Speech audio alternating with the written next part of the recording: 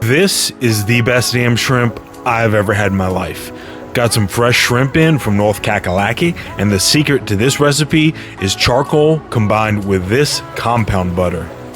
We're going to start by browning 1 pound of butter, then combine 1/3 cup of white miso, a whole head of roasted garlic, 4 cloves of minced garlic, and about 1/4 cup of honey.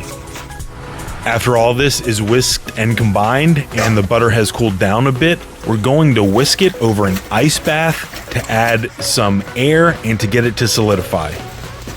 And let me tell you guys, this compound butter is an absolute umami bomb. It would be perfect as a topping on steak, as a base for seafood, or just as a spread on top of some toast. It is that incredibly good. I always like to skewer my shrimp before grilling, that way it's just much easier to flip. I'm cooking these over Nomad Fruitwood charcoal on a Yak Grill's Yakitori grill, and I'm seasoning this with a little bit of tahini for some acidity, and then I'm going to baste and flip the shrimp until they have a nice char, but they're still a little bit translucent inside. There's just something special about charcoal that brings out the natural sweetness of shrimp and concentrates the flavor of basically any seafood.